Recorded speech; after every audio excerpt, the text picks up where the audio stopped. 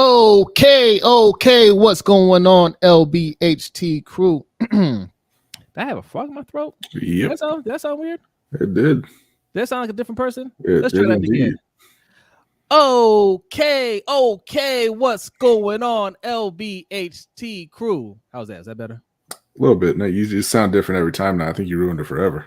I think I did. I think it's done. It's over with. We got to do something different now. It's over. Sorry, guys. What's going on, LBHT crew? It is Wednesday. Happy Wednesday. Hope your week is going well. But if not, hopefully it gets better starting right now. We are streaming live on YouTube, Twitter. Twitch is back, B. Twitch is back. And, of course, Facebook, as always. So wherever you're watching this, hit that like button, follow, subscribe, all that good stuff. Share it out with your people, okay? If you're listening to the audio, okay, this is going to be put out on Thursday at lunchtime. So hope your lunch is going well. MDT Sports got a kick out of that. He said, yeah, Jose sound like DJ Envy. Oh, that hurt. What is he? What's his name? This is DJ Envy. Is that what he does? Oh no, that's not the move right there. Not the move. Our guy Coach was first today. Says first, beat you, Bazel. Oh, Bazel. He probably in the kitchen cooking up something nice. Okay. He's like, I ain't worried about it. D Weezy in the house. What's going on, D Weezy? Says Bazel must have had the itis from the food review. Yeah. Exactly. Just Allo, what's going on? Says hello, LBHT crew. Hope everyone is doing well. What's going on, Just Allo? What's up, Just Allo? Raven Ron's in the house. Says, what up, LBHT? Will the threat of Geno Stone in the backfield lead to more sacks? QBs have to account for him. We're going to talk about that. We are definitely going to talk about that. I got One Sessions in the house. What's going on, One Sessions? Says, what's up, LBHT fam? What's up with you, man? Thanks for coming through. Jeremy Miller says, hey, everyone. Hey, Jeremy. Let's see here. Jay the Sixth in the house. Yes. Yes, we are going to take that. We're gonna make that a shirt right there. I like that. The LB and the fire emoji, replacing the H. I like that. I got Rico in the house. What's going on, Rico? Thanks for coming through. There's Bazel. He says, what's up, y'all? Coach sent me. Okay. Olomide, what's going on, man? Thanks for coming through. Yolanda B in the house. Salute, Yolanda. Thanks for coming through. Living big with Big Reg in the house. Malik B, what's going on? What's up, Malik? Yes. Adelia's in the house. What's going on, Adelia? What's going on, Adelia? Yes. We got our guy, Chris. What's going on, Chris? Salute. Osmond in the house. Salute. Corey Moe says, yo, keep doing your thing, brothers. Thank you, brother. Thank you. I appreciate that. Really appreciate that. You know, we're not in the same place right now as sports fans, right? For our football teams. Okay. You're not raging, right? Because you know what it is for this season. So it is what it is. You're just watching, right? Right now, like this week, because you know with Harbaugh, you can never stay comfortable. But I feel comfortable this week. All right. Mm-hmm. A good win. We played well, right? Everything seems to be clicking. Defense is playing great. And I just feel good about playing, this upcoming game against the Browns, right? We're going to talk about it, but this is one of those weeks I'm not sitting here like, man, I don't know about this one, right? That's kind of how I feel. So, yeah, I think this is going to be a more mellow type conversation today. Maybe not, because you guys are going to ask us something, and then this thing's going to derail. Okay. What's up, Tracy? Thanks for coming through. What's up, Tracy? Hey, we got our guy, Mr. Galloway, in the house who just completed his 1-year anniversary of the channel. Make sure you go over there. Yes, congrats, Dre. Appreciate you and everything that you do. All right, we're proud of you. Go over there and hit the subscribe button. Okay, great. And we're going to be there next Tuesday. Yes. Great conversation. Hip hop and sports. Is that the topic? I believe so. Hendo still has not forwarded those interview questions to me. Wait, we get questions sent to us? Well, I told him he had to send the questions because like when you have big stars and you interview them, you got to send the questions beforehand to their people, so there's no gotcha questions. And I said we're like that, and he has not obliged. Listen, I often say we are the premier nano influencers. Okay, that's a fact. Okay, that's a fact. No nano influencer does it like us. Salute to Jared Green.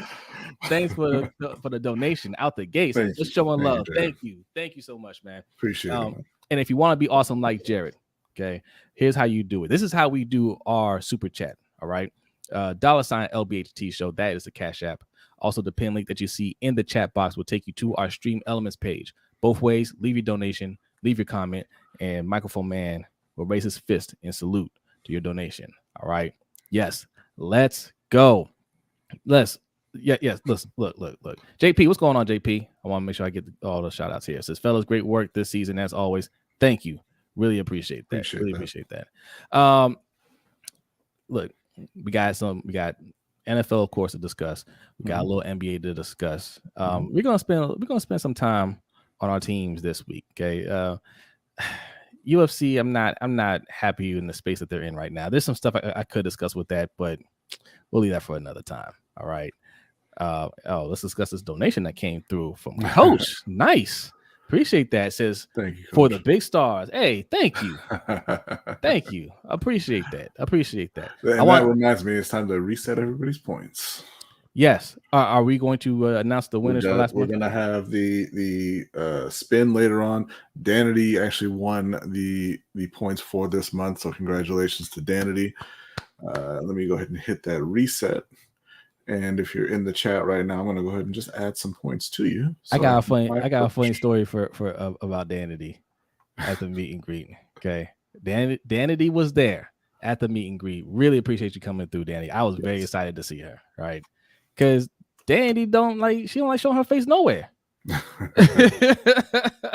So I was excited. Met her in Just Aloe, mad cool. And I'm walking around making sure everybody's good. And Danny's just like, yeah, it's cool. Like, y'all ain't really doing nothing though. Like, you know what I'm saying? I'm like, well, we're gonna get on stage later. We're gonna chop it up with everybody, but we're doing drawings, right? I was like, you got your ticket? She's like, yeah, I got my ticket. And we did one of the drawings, and Danity won, and she was so excited. I was so she's like, yay! I was so happy for her, man. Everybody loves being a winner. Yes. Laid back shark, what's going on, man? Thanks for coming through. Hey, Megan, what's going on? Thanks for coming through. What's up, Megan?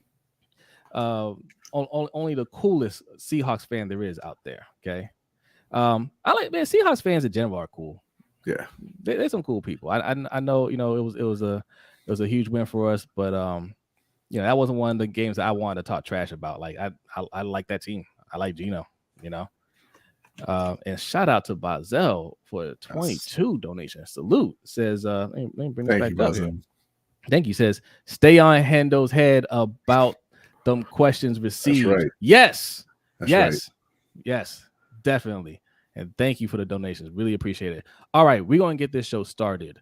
But first, we like to start every show with a Black History fact. And B has another Black History fact. Well, not look, B pussies together. But who's the guy that's narrating? You guys keep saying is Morgan Freeman. Okay, it is not Morgan Freeman. We might have to change his name to Young Morgan. It's not Morgan Freeman. Does he have a name? He has a name. His name is Okole. This is Okole. Okay. This is Okole. That's I don't know. Our AI generated friend. Yes. Well, I wasn't going to tell him it's AI generated. I was going to scratch that from the record. This is Okole. But yes, Okole, our friend. He has a Black History fact for you. I hope you enjoy.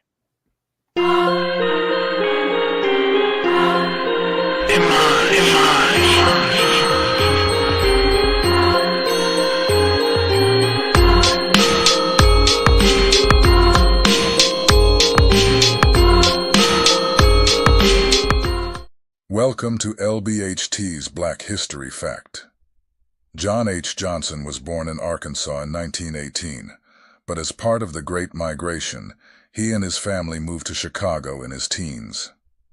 There he attended DuSable High School, where talented classmates Red Fox and Nat King Cole, along with the other students teasing him for being poor, inspired Johnson to make something of himself.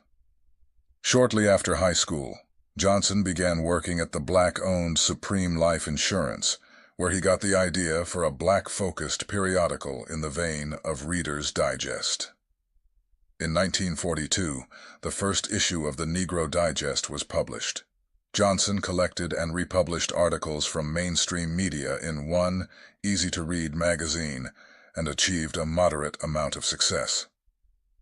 The Negro Digest, at its height, had a circulation of about 100,000. That small taste of success was enough to spur Johnson on to create some of the most recognizable and successful black-owned magazines in history. In 1945, Johnson launched Ebony, which featured articles about black news from across the spectrum, everything from civil rights to celebrity gossip. Several years later, in 1951, Johnson returned to his roots with another digest-style publication, Jet magazine. Not only was Johnson the founder of the first black-owned publishing house, but the success of Ebony and Jet meant he helped shape the public discourse around black people and black issues for the better part of 8 decades.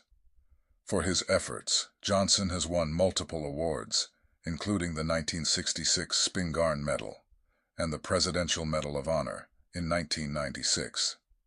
Johnson passed away in 2005, but his legacy lives on, not only through his publications, but the Johnson College Prep High School in Chicago and the Friends of John H. Johnson Museum in his hometown of Arkansas City, and his place in the Chicago Literary Hall of Fame.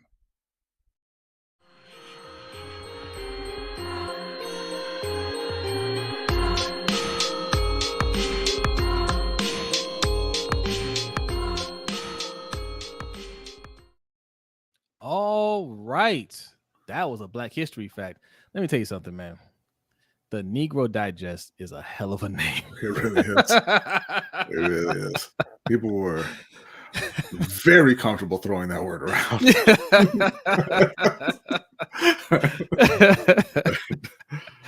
Thank you, Alonda. She says, excellent Black History fact. Mr. Galway likes it. Warbone is back, ladies and gentlemen. What's going on? Welcome good back, to see you, bro. Yeah, good to see you. And shout out to Dre, man. While the Black History fact was playing, I checked their Discord and Dre forwarded the questions. Thank you, Dre. Appreciate it, man. Salute, Dre. Thank you. Yes. Okay. Megan says she has read Ebony. Now, Megan is from Australia. Okay. Yes. Ebony is worldwide. Yeah. Yes. We've all read Ebony, Megan. Yeah. I mean, obviously, his influence, Ebony, Jet. I mean, all that stuff. We know what it is. That goes without saying. You know, some of those covers that you put in the video, those are iconic. Yeah. You know. Yeah. All right. Ebony and Jet. Yes. All right. What do you want to start, B? Where do you want to start? You want to start with tomorrow's game? Go ahead and start with the. I was going to say we can start with the Ravens, but yeah, right, put them on the back burner. Nobody care about Baltimore. Carolina Panthers and the Chicago Bears going at it on Thursday Night Football. It's the matchup. Before you get going, why are you going? I just want I want to know how many people are giving the Panthers a chance. Right? Just type it in the chat while we're discussing it, because I don't think people are giving the Panthers a fair enough chance of winning. When they hear this, they all will. Okay, as I was saying, this is the matchup that the people have been clamoring for. That's right. Right. This is a revenge game. Okay, this is a revenge game for DJ Moore. This is the what could have been game for Justin Fields. Except we heard today from Matt Eberflus that Justin Fields did not get medically cleared and will not be playing. So it's going to be one more time, ladies and gentlemen. Shepherd legend Tyson Bagent taking the field, possibly for the last time in a primetime game, sending my man out on top. Unfortunately, we're going to be sending him out with a loss. Listen, B, I feel like every week when they say Justin Fields can't go, I think he can't. I feel like he can go, and Justin Fields every week is like, Are you still thinking about trading me? Oh, you are? You're having thoughts this offseason? I'll sit out another week. That's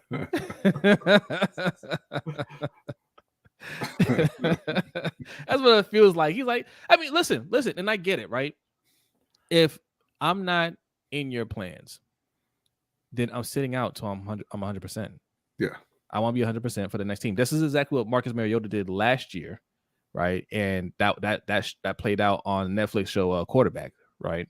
They made it seem like he abandoned the Falcons. He ain't abandoned the Falcons. You benched him and you weren't going to bring him back. You weren't signing him to some long-term deal. All right, well, I'm hurt. Yeah. Right? He didn't fake an injury. I'm hurt. I was playing through the injury because I'm trying to be a team guy, but I'm not part of the team anymore. Right. And for Justin Fields, if that's what they're leaning towards, then yeah, I'm not taking. I wouldn't take another snap for them. No, that's it. That's it. You guys, you keep going on with Badgett and have fun with that. I'm gonna get 100% so I can get ready for the next team because I want to be, ready to go, ready to win. Yeah, no, for sure. But for Chicago, I know they want to see a little bit more of him before they make that decision, right? Like he's had times where he looks like he's the guy. Yes. And then there's times where nah, not so much. So I mean, I know they're planning on making that decision in the second half of this season, I'm sure. Mm-hmm. So they want him out there as soon as possible. And Ron, man, like we gotta start banning folks for these kind of comments. He's talking about the Bears win and Caleb Williams is looking for homes in Carolina. First of all, Carolina wins. Carolina wins every week. Okay? Second of all, he's not looking for homes in Carolina. Carolina doesn't have their first round pick because they traded it to Chicago. Right. Right. And third of all, and I'm sorry, I should have put this first. Third of all, they have their quarterback already. His name is Bryce Young. Okay. And they just need an O-line and receivers, possibly a new coaching staff, and then they rebuild the defense. Man, Caleb Williams might be looking at New England. They look awful. Nah, they ain't gonna be that bad. They got 2 wins. I know they got 2 wins. That's one more than Carolina. Every week. I'm like, oh, they're not gonna lose this week, and they lose. Yeah, but they're still ahead of Carolina and Arizona. Arizona's trying to get themselves out of the Caleb Williams race by starting Kyler Murray. Don't know what's up with that, but whatever. More power to them, I guess. That's gonna be another question. What happens with Kyler Murray this offseason? Yeah, I think they keep him playing for New England. But yes, okay. So tomorrow's matchup. Yeah, obviously, look, the Panthers are just playing to improve. Right now, yes, it'd be nice to have that pick, a lower pick for the Bears, because you want to feel like the Bears got over on you, right? Yeah. But at the end of the day, it's petty season. Yeah. At the end of the day, it doesn't really matter. Right. It's not about them. Like, you gave up the pick. It doesn't matter if it's number 1, 2, 3, whatever. Like, you gave it up. You got your quarterback. You're trying to build your team. Yeah. So this is really a no-lose situation for Chicago tomorrow night, because you get the win and you're happy about that, obviously. And it pushes that it keeps Carolina right at the top of the draft board with that pick. If you lose, I mean, so what? You're starting Tyson Bagent, and your pick is right there at the top. Yeah. So, yeah. Megan says, take a huge she's a huge USC fan, and I pray Caleb goes anywhere but the Cards, as they will kill him. Well, okay, so I feel you, but I'll say this. Every bad franchise looks like, oh man, I don't want this guy to go there. But when you get that quarterback that the franchise believes in, you'll be amazed how quickly they can turn things around. Well, and I think she's probably saying that because of Matt Leinart, and that wasn't the Cardinals. Matt Leinart didn't have it. Yeah, he wasn't it. No, he was not it. He was not it. Carson Palmer was. Did he play for the? He played for the Cardinals too. Yeah, they were good when he was there. Yeah. So they ran into Carolina in the playoffs. Oh yeah. That's right. I forgot about that. Carolina beat the brakes off of them. Yeah. But yeah, okay. So Tyson Bagent, if Bagent, yeah. I'm sorry, Tyson Bagent. It's Shepherd Legend Tyson Bagent. Shepherd Legend Tyson Bagent. I just as bad as Carolina has looked, I just can't see him winning. He won this first game. Who did they play? I don't remember. I do not remember at all, but it was a shocking win. I'll say that. But he won his first start. Yeah. Look, listen. I mean, the defense could keep them in, obviously, because Carolina's O-line refuses to block. By the way, check out the video we put out on Ikem Ekwonu. Okay, that is the Panthers starting left tackle, second year in the league. Right, he looks awful right now. It wasn't his first start, but he won against the Raiders. Everybody beats the Raiders. That's not true. No, it was his first start. Yeah, because he came in against Minnesota. They lost that game, and then he started against the Raiders. Yeah, everybody beats the Raiders. Everybody does not beat the Raiders. Look, right here. Without the Giants. Denver didn't beat them. Green Bay didn't beat them. New England didn't beat them. The Giants didn't beat them. Yeah. That's 4 teams right there. Anyway, this is a winnable game.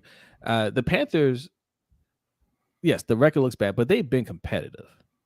All right. Yeah, and you mentioned the O-line, and the Bears are the absolute worst in the league at sacking the quarterback. So, so they say, what do they call it? The get right game, the resistible force against the movable object. Oh yeah, we'll see who wins.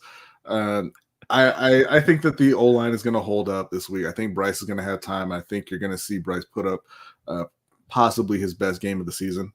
The question is, will the Panthers defense, hold up against that vaunted Bears offense?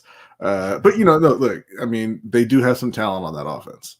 So, I mean, it's not going to be a cakewalk. It's a revenge game for DJ Moore and Deontay Foreman, who was Carolina's starting running back for about half of the season last year. If I had to guess, I would say that Tyson Bagent is probably going to prevent Chicago from winning this game. So here's the thing. I'd be saying, man. This is the crazy thing about this game.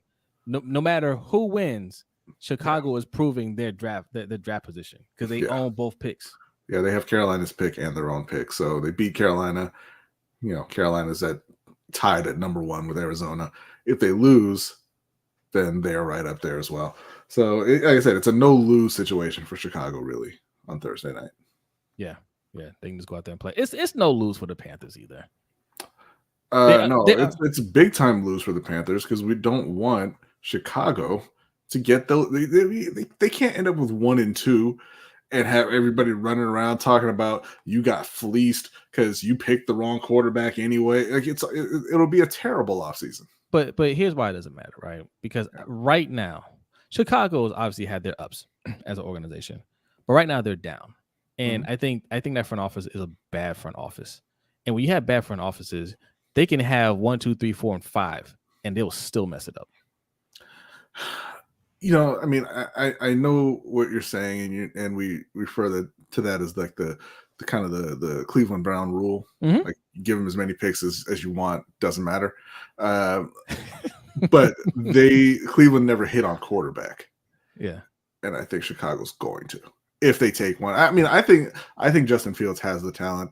I think that had they put a better coach, an offensive-minded coach, a coach who could develop quarterbacks, then he would be fine. And I think he probably is fine. I mean, he got hurt, and so we're not seeing him right now.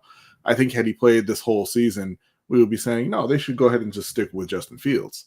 But, I mean, Caleb Williams, I don't want to say he can't miss, but, I mean, Caleb Williams looks pretty special.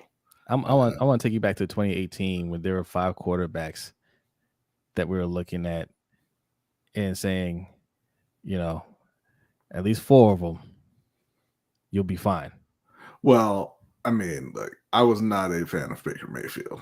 That's what I'm saying. Like, that's why I said at least 4 of them, because you and I didn't really like Baker Mayfield. I didn't like Josh Allen. I like Josh Allen. Rosen, which I like unfortunate.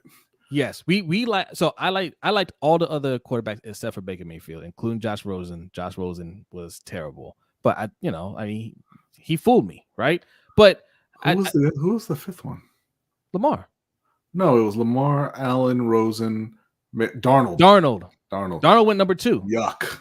Yeah, right. That's what I'm saying. Right? Like Baker Mayfield went 1 to the Browns. Yeah. Right.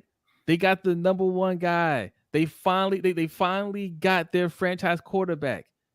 He was the rookie of the year, right? Then they got Odell, and it's like Super Bowl. This is going to be Chicago. Why would you never pick a quarterback from USC, Super Brother? Yeah, I mean they've had some good quarterbacks. Anyway. But no, I think that Miles Sanders came back last week and he ran hard. He had one of his best games, probably his best game of the season. Yeah. Now that they shamed him by making him Chuba Hubbard's backup. I think the O-line's battling, I'll say. Like I said, but the Chicago Bears front is not at all intimidating, so I'm looking for them to have their best game of the season, and I think that will lead to Bryce Young having his best game of the season, and I think Carolina gets the win, because I don't, as much as it pains me to say it, I don't believe that Tyson Bagent is going to get it done, no matter how badly DJ Moore wants him to. Right. Is DJ Moore going to have a Devontae Adams type situation next year? Like, this isn't why I came here. I came here to play to play with Justin Fields, and Justin Fields is gone, and this team looks awful.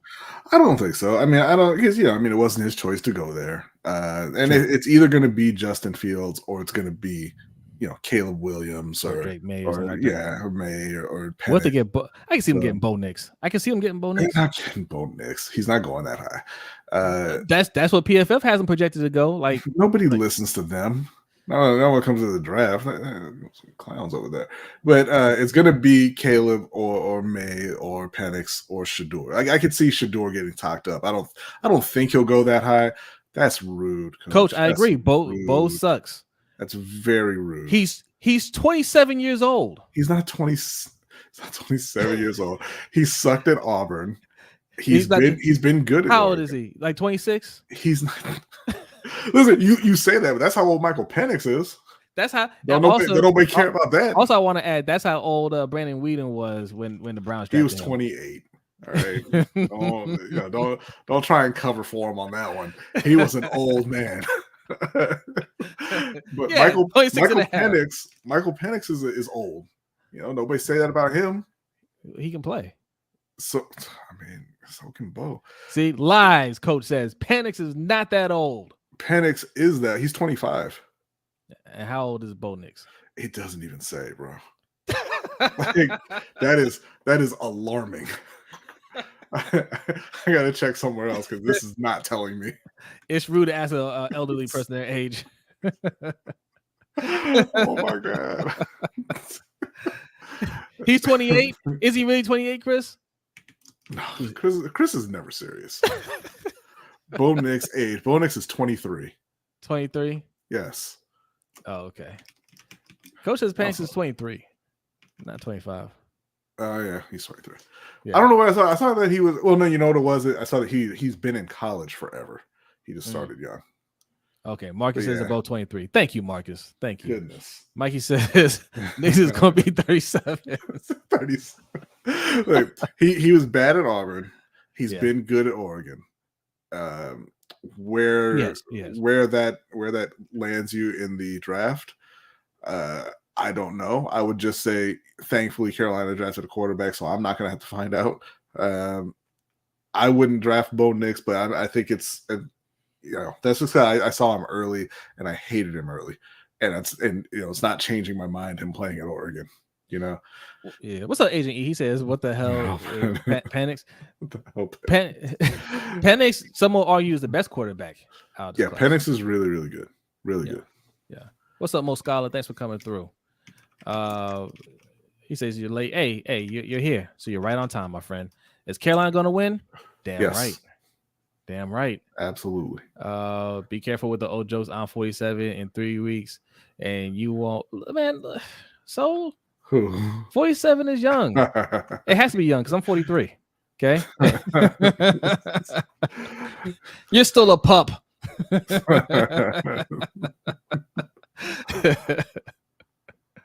Hey, Kevin, what's going on? This is YNG Brew, right? You changed your name. You want to go by YNG Brew? You want us to call you Kevin because we like to get the names right. But thanks for coming through, man. Shout out. See that this is what messed me up with Penix. He's been in college since 2018. Really? Yeah. Yeah. Well, yeah. 5 years. 23. Yeah. Okay. Well, no, this is his 6th year in college. So he started at 17 then. But I saw the number of years and I panicked and I was like, this man is the oldest quarterback of all time. Yeah, I know what you meant, Agent E. That's what we're trying to tell you. Like, Penix is the starting quarterback at Washington. He's very, very, very good. Yeah. He's going to be going in the top 10, I would say, in April. Yeah. All right. Well, that derailed. Go look up the Desmond Howard clip talking about Michael Penix, and you'll know who he is. So moving on, the Ravens versus the Browns. The Ravens coming off of just a monumental beatdown of this. I'm sorry, Megan. They're coming off a big win against Seattle, 37-3, where they played fantastic on both sides of the ball.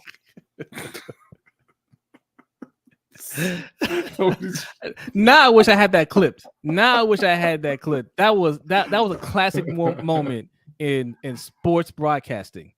Okay, if you haven't seen that clip, you have to see it. Okay. Look, listen. Megan is in the house. She is a Seahawks fan. Shout out to all the Seahawks fans out there. That's one of those losses you can just move on from, right? Like, it doesn't affect the Seahawks in any way. They're an NFC team, right? If you're gonna have a day off from work, right? That's the game you want to have a day off from work from. You can just be like, hey, we just didn't get on the bus, right? And then we just back to the rest of our games because you're still a good team, you know. Mm-hmm. So you can just throw that out and just keep it moving. Don't even worry about it. But for the Ravens, we need this. We have to build momentum because we are a sloppy team. And this is John Harbaugh's MO. This is why other teams hate us, by the way, because this is back from when Flacco was playing, right? You listen to how some of the defenders will talk about Flacco, and they're like, of course we can beat him. He sucks, right? And then you get in the game, and he's not really doing much, but then you're not doing much. And the game was just way too sloppy, and you're frustrated or the other team's frustrated because they're not executing. And the Ravens are just like rolling around in the mud. This is fun, right? And next thing you know, Justin Tucker's going out there kicking a 58-yard field goal right down the middle. And you're like, did we just lose? And John Harbaugh is like, hey, it's not pretty, but it's us, right? Yeah. Like he's kind of cultivated that culture here, and we got to get out of that because now we have. I mean, listen, no disrespect to Flacco. Obviously, he won a Super Bowl, but now we have a superstar quarterback. Mm-hmm. So all that nonsense is done. We need to look crisp on offense. We need to play clean football on that side. And to the credit, they're starting to look like they're doing that, right? So, feel good about that game last week. I feel comfortable about playing the Browns, even though the Browns got Deshaun Watson back. Deshaun Watson, I heard he looked solid in that game. I didn't look at any of that game last week, but looks solid. That's just a far cry from what he used to be. Yeah, and solid is not going to get it done against our defense. It's really not. And I don't know what Myles Garrett was thinking. And he wasn't even being disrespectful the way he said it. But why would you say anything like that leading up to playing Baltimore? We're talking about Joe Burrow being the better quarterback between Joe and Lamar. And I feel like, athletes look for motivation anywhere they can find it. Yeah. It's a long season. It's hard to get up every week, as you saw against Arizona. Like you just can't do it every single week, every single game. So why would you give them anything that will help them motivate prior to the game? I'll tell you why. I'll tell you why. because listen, the Browns, they're not who we thought they were, right? Or maybe they are who we thought they were, but they're not going to win anything, right? The offense is not there. Nick Chubb is out. Like that took the win out of their sail. But Myles Garrett, yeah, I said it. What are you going to do about it? Right? Right? Like, what are you going to do about it? Nobody can stop me. I will say whatever I want, whenever I want, and there's nothing. I would be a lot more disrespectful if I'm Myles Garrett. I'll take that. Right. DDSQ, thank you for the $10 donation. It says, what's good, y'all? Browns fans have turned on Watson. I don't think they were ever on his side. DDSQ said his shoulder is hurt. Miles was saying that they have dominated Burrow and been dominated by Lamar. Love the show. Yeah. Thank you. I mean, look, I know that Watson's hurt, but he has not been good since he's been there, and he hasn't been hurt the entire time. So if I were a Browns fan, and especially considering why he hasn't played the entire time he's been there, I would have turned on him as well, because my man needed to hit the ground running, considering why he was suspended, right? And he hit the ground and just plopped. He like, he hit the ground and he just stayed on the ground. So no, it's no surprise that Cleveland fans have turned on him. I would turn on him as well, considering. You remember that scene in I can't remember which Thor it was, where they pushed Bruce Banner out of that ship, hoping he turned to Hulk and he just hit the ground. Right. That's Deshaun Watson. So yeah, like even if he's a decent quarterback now, he's playing okay. It's not what they were expecting. It's not what they paid for, and it's not going to be good enough with, like you said, with Nick Chubb out. They just lost Jedrick Wills, one of their starting tackles. For a. I mean, it doesn't look like it's for the whole season, thankfully, but obviously he's not going to be playing this week. So yeah, I mean it doesn't look like a great matchup for Cleveland coming up. And Myles Garrett's not going to be stopped by anybody you have playing on the O-line, but that's not going to stop Lamar from making him look silly. True. Yes, and their defense is legit. Yeah. It is the real deal. Didn't matter the first game. Nope. Won't matter the second. And guess what, guys? So is our defense. Yeah. The Ravens defense is better, and the Browns offense is worse. So that's not a great combination for Cleveland. I mean, listen, it's a division game, and we do have Harbaugh that could just he could nod off. So that's always a possibility. But I just feel comfortable going into the game because without Nick Chubb, man, there isn't anybody that can really hurt us on that offense. Amari Cooper is solid. Mm-hmm. But against this, if this was any of our defenses in the past, I'd be like, okay, we gotta watch out a little bit. But this defense is hitting on all cylinders, man. That secondary beat is on point. Yeah. Right. Like I just Amari Cooper isn't going to be a factor. This would be a game if Nick Chubb were playing. I'd be a little nervous. Nick Chubb is out of this world, but he ain't playing. So I'm just not worried about anything that they have going on over there. And no matter how good your defense is, this is why we are contenders, because no matter how good your defense is, there's no defense out there that can shut down Lamar.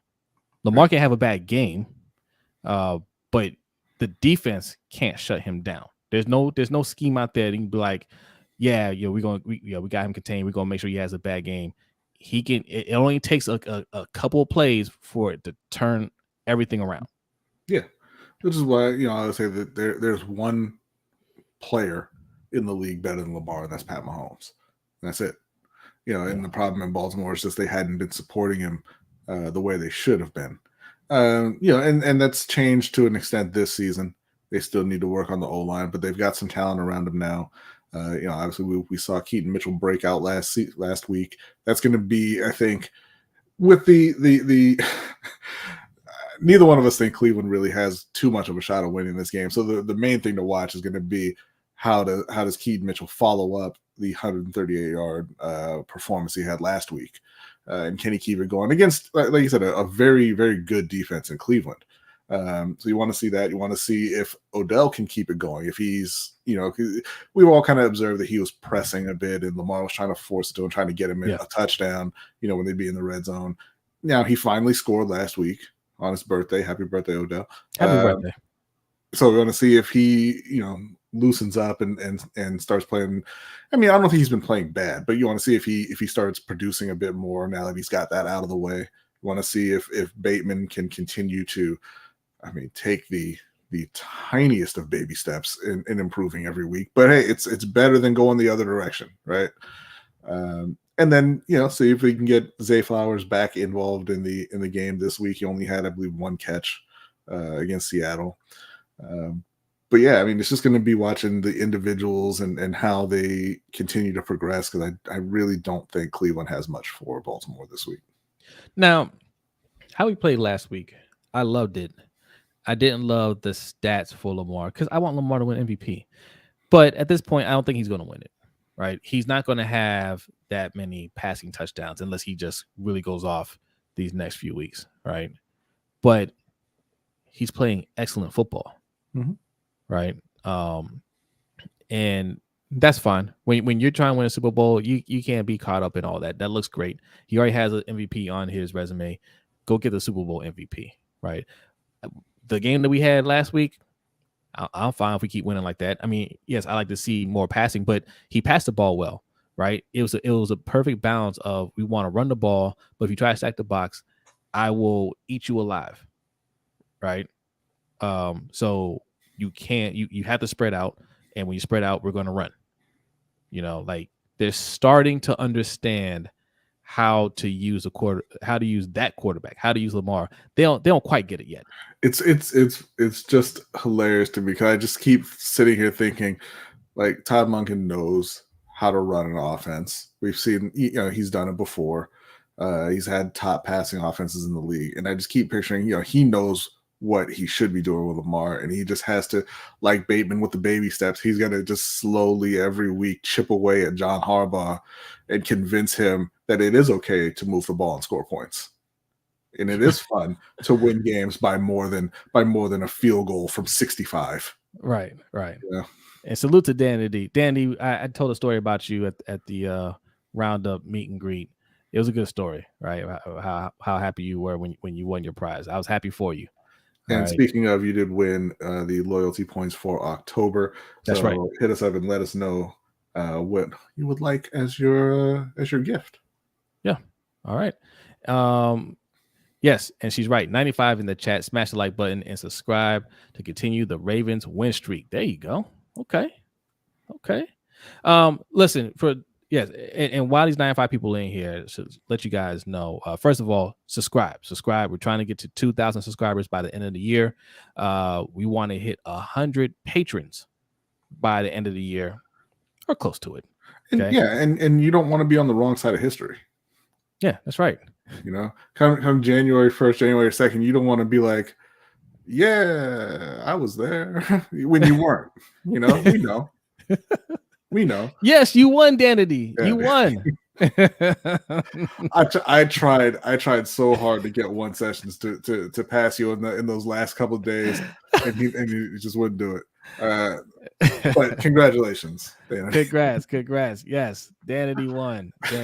Well deserved. And we're gonna be doing a drawing later. So for those of you who don't know about our point system, it goes the same way over on Coach Evans' channel, Sip to Tally Films. I know you guys are subscribed. Hit the subscribe button over there. On Hendo's channel, the Row Pod, subscribe over there as well. Okay, we have a point system. So how do you get points? Exactly what you guys are doing in the chat right now.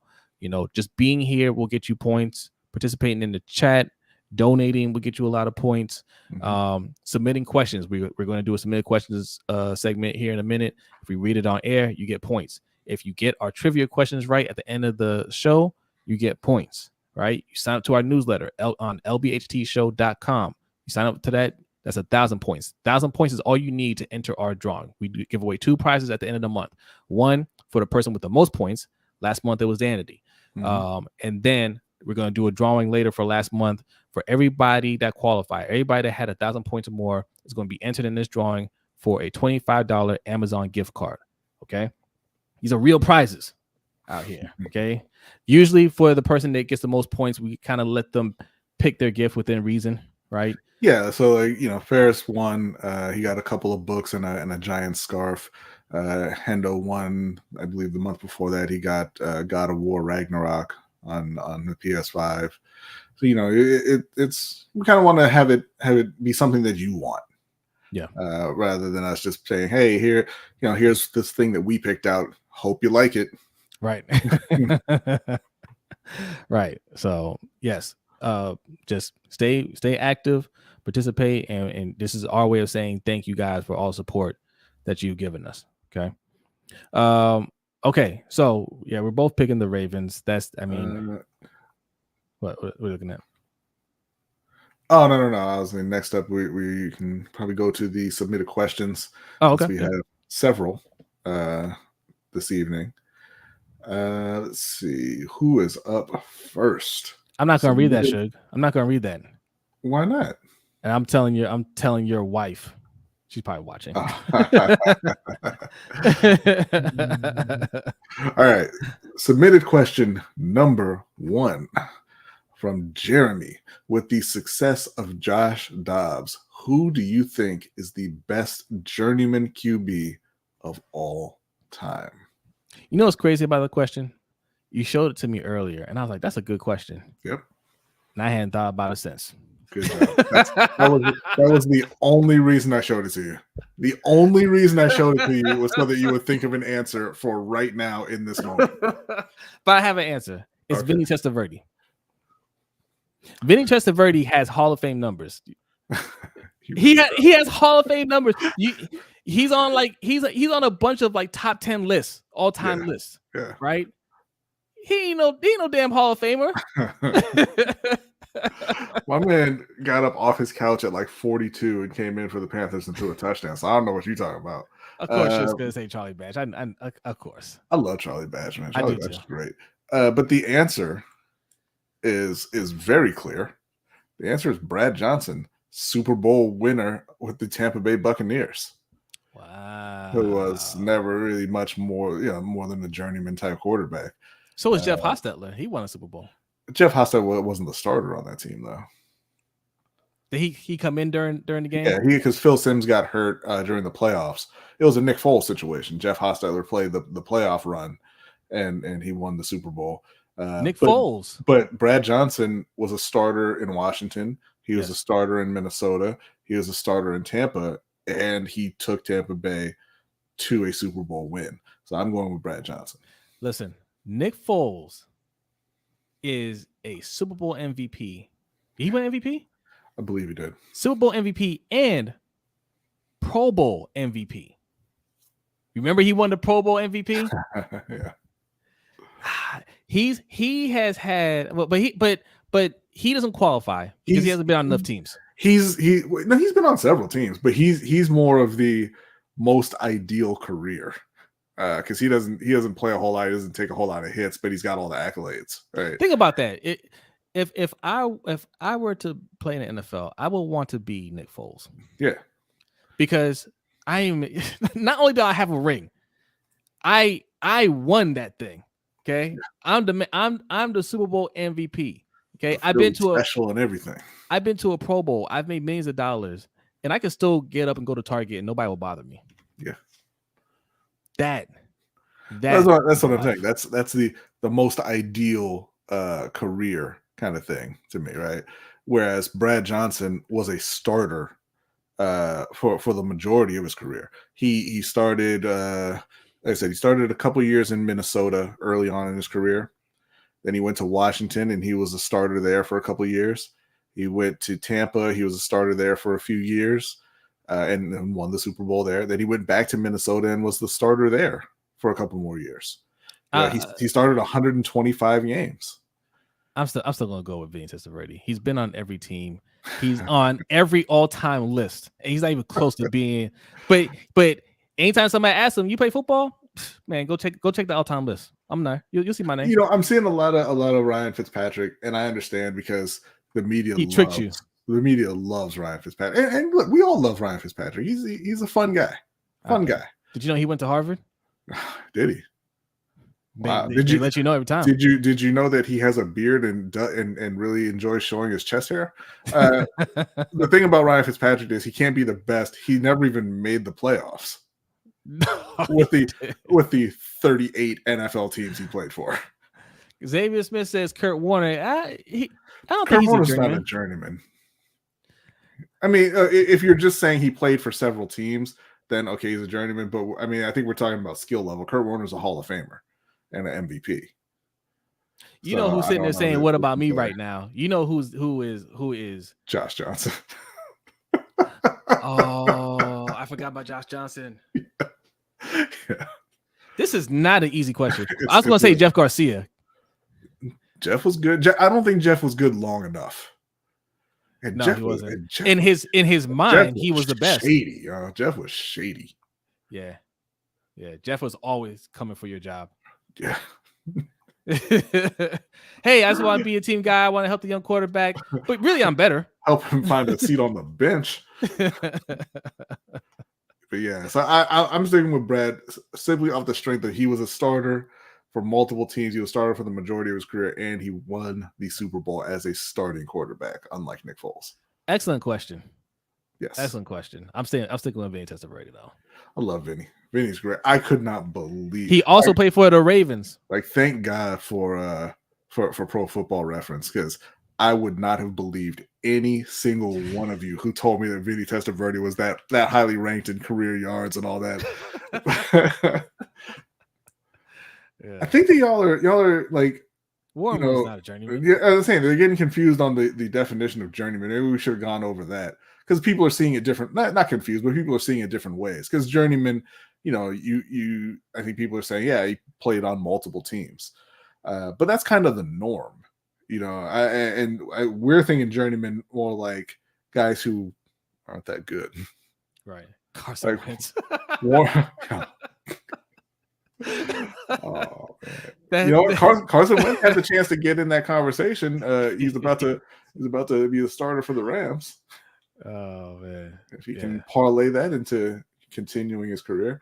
All right. So moving on to the next question. Thank you very much, Jeremy. Submitted question number 2. This is from Derek. Charlotte FC, owned by David Tepper, has maintained a revolving door of coaches and upper management. What is the likelihood Frank Reich makes it through 2 full seasons with the Panthers? I think he makes it. Wow. I want to say he makes it, obviously. He just got hired. Yeah. But I think that, and you had mentioned this off air before, if they go out there and they get embarrassed tomorrow night by the team who fleeced them in that trade for the number 1 overall pick, David Tepper, he's got a little bit of that kind of Jerry Jones ego thing going on. That could go a long way to getting Frank up out of there. And I wouldn't even be mad. I'm telling you, I would not even be mad if they said, hey, you know what, Frank, you're out. We're going to promote Evero, the defensive coordinator, the head coach, who I think is a better head coaching candidate than Frank Reich anyway. Or we're going to promote Thomas Brown, and we'll keep the staff together, but Frank Reich is out. I wouldn't be mad. I'm not rooting for that.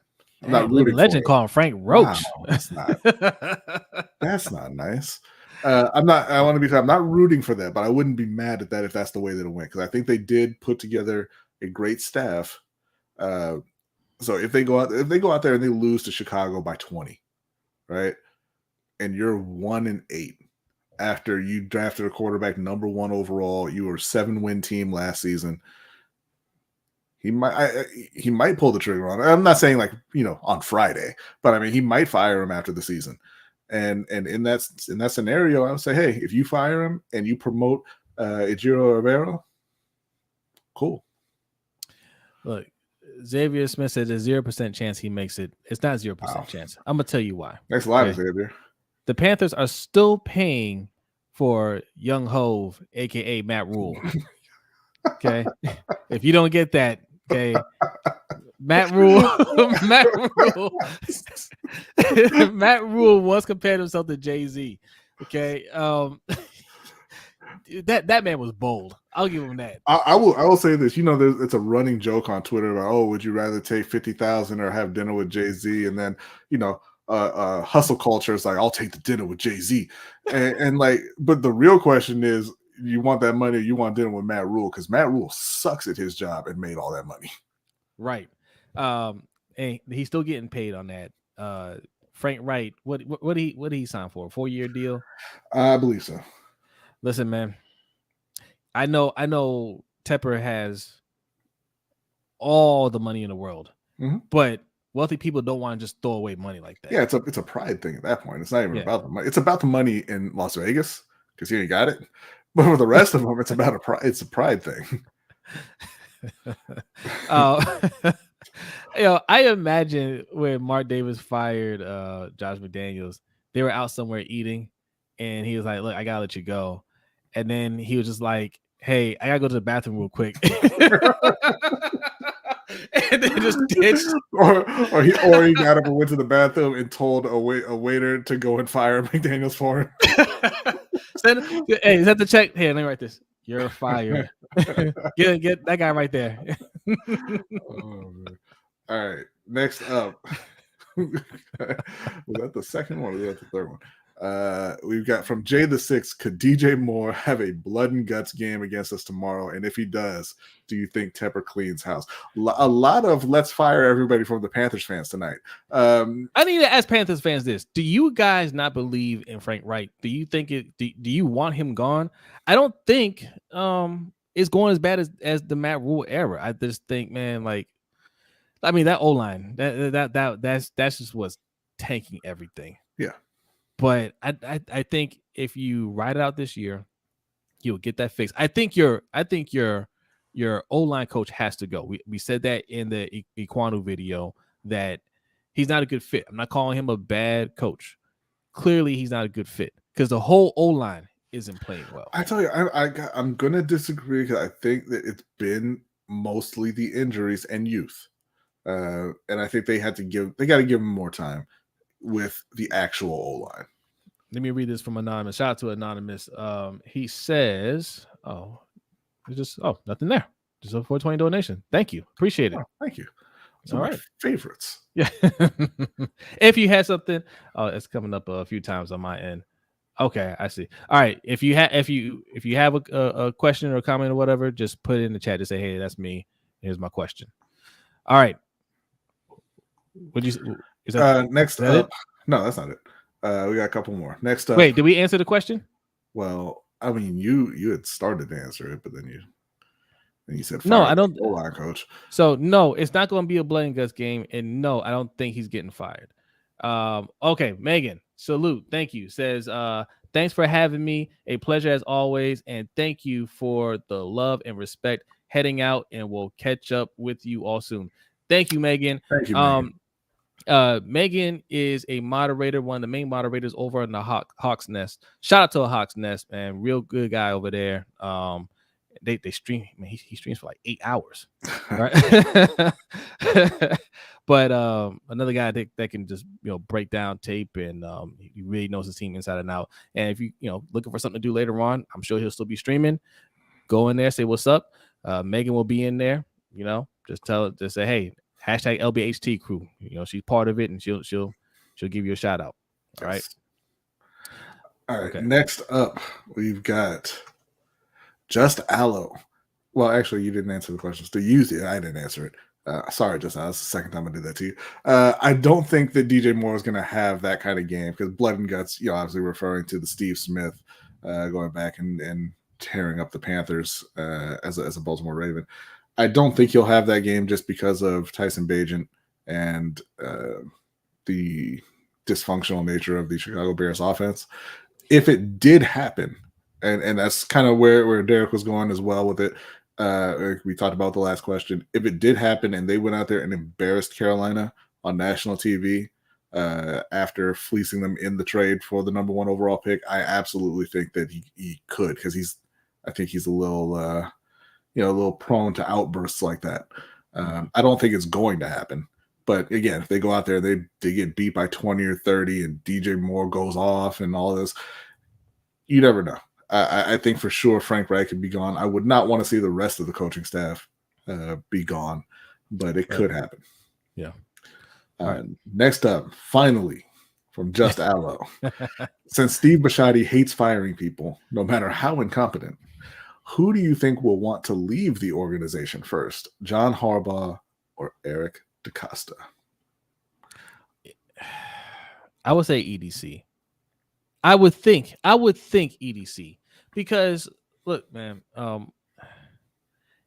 I don't know how much control he has. Like there's talk about who has more pull over there, who doesn't, right?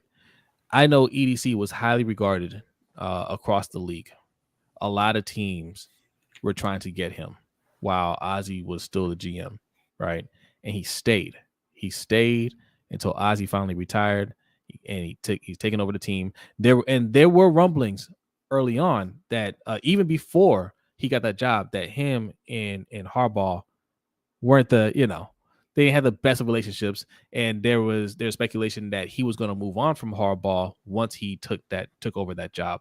Mm-hmm. And in 2018, Lamar's rookie year, Harbaugh, there was talks that Harbaugh was going to be out that week that he started Lamar. Yeah. Right. They said if he lost that game, he was going to be fired because it was going that bad. Right. So I don't know if, of course things can change over time, but if it's one of those things where he doesn't have the control like he wants, or like, hey, his drafts aren't going well. Right now, I'm saying he's bad at drafting, but in his mind, he might be thinking, nah, ain't me, it's him. I get the right guys, and he can't develop them. Right. I think he would want him gone, and if he's not able to fire him, he will want to leave before his rep takes a big hit. I think it's Harbaugh, and I think it's Harbaugh because you look at the team they have right now, and one, he's been there a long time, but you look at the team they have right now, they look like arguably the best team in the league. So they make their deep playoff run, they win the Super Bowl. I think he walks away. Having won a second Super Bowl, lets Mike McDonald take over, or whoever, Jim Harbaugh, obviously, that's how they do it. But and if they get to the playoffs and they disappoint again, the noise on fire John Harbaugh is going to be so loud that he would want out. I'm with Danny here, man. Danny says Harbaugh won't leave voluntarily. I think we're gonna have to throw him out Casino style. Remember that scene, Casino? They're like, he's like, pick him up and use his head to open the door. But I think that if they go out again the way they have the last couple of times they've gone to the playoffs, it's gonna be nothing but fire Harbaugh. It was already that with his boy Greg Roman, right? Yes. And it was hard enough to withstand that as long as they did to let him walk out on without being fired. I don't think that Harbaugh will want to sit there, for the whole offseason and all next year and everything, because you go out in the playoffs like that again, it doesn't matter what you do in the regular season at all. It's still going to just be fire Harbaugh every week. So if they disappoint, I think he'll consider leaving. If they win, I think he'll just leave. And maybe he'll take a year off and go somewhere else, or maybe he'll walk away and get himself a TV job. I think he'd be good on TV. But I don't think that he would stay. I think he'll let especially if there is actual tension there.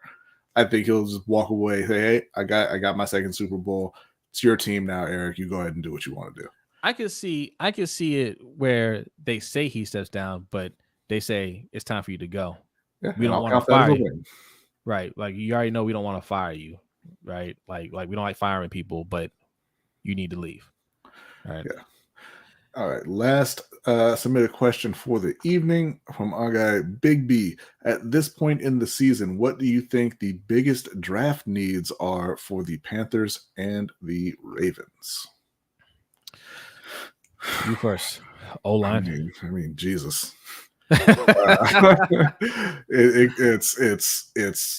anywhere, anywhere on the O-line, a wide receiver, edge rusher, corner, off-ball linebacker, like you anywhere in Carolina. But I think the most important, obviously, is protecting Bryce Young and getting the O-line. But it depends also on. I mean, I think I'm going to say tackle, because even if you don't, or even if you do believe in Ekwonu, they need a replacement for Taylor Moton on the right side. So I'm going to go ahead and just say it's tackle is number one, wide receiver is number two, probably edge is number three. And since they don't appear to want to pay Brian Burns, and they need a guy on the other side of him anyway. So I'm going to say tackle, wide receiver, edge. I want to give a shout out to Chris Just Joking, man. That's our guy. And he was telling us this year is a year where a good starting left tackle could possibly fall towards the end of the round, right? There's a lot of tackles in this draft, definitely right tackle. And, I know you don't want to give the Bears the number one or number two pick, but you have your second round pick, right? So you're picking number one or number two in the second round. That's like that, that's like at the back end of the first round, and there's still going to be talent there, especially if you're talking about interior line or whatever. B said the football team except quarterback. Yeah. But there's O linemen for you to get at the top of the draft there. Yeah. Right. Even skill positions, if you're looking at that. So it's still a quality pick. You got to make the right pick, but still you can get a quality player right there. So yes, I would say O-line.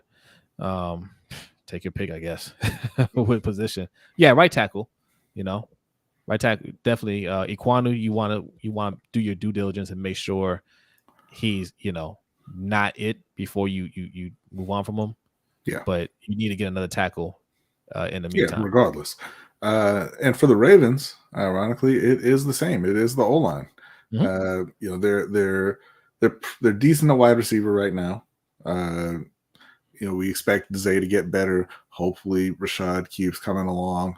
I would expect them to extend Odell and for him to still be there. And Nelson is a very strong number 4, right? They need a big running back if they still want to be that 2-back team and have that be their identity. I would look to replace Gus, but that's not high up on the list.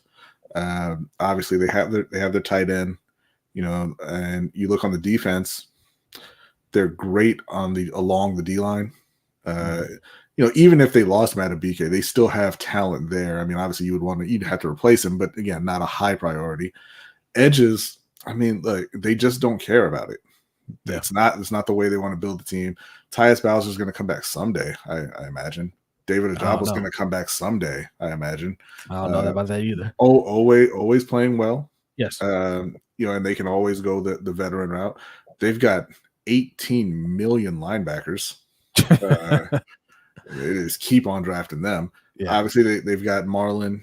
He's always going to be a strength for them at corner. They've got a bunch of safeties. So you kind of look at, you say maybe that second corner, maybe you want to get a more talented guy in there, but Brandon Stevens is playing really well. The rest of the team is holding up, with McDonald running that defense. So it really is, you got to replace Zeitler, you got to replace Simpson, you got to replace Malone, and you got to replace Stanley at some point. So my contention is it's going to be very hard to replace Stanley, right? Mm-hmm. But if you guys, if you're on the train of we gotta move on from them, this is the year that you're going to have to start the process. And start the process doesn't mean draft somebody at 32, because we're going to the Super Bowl, right? At 32, and then say, all right, Stanley, you can go. No. You still gotta keep Stanley around, right? You draft that tackle at the end of the first round and hope that he can turn into a starting left tackle, right? At the very least, starting right tackle, so we can get what's his face up out of here, Moses, and Moses hasn't been playing that bad, right? Like I don't want to harp on him, but regardless, he's not a long-term answer.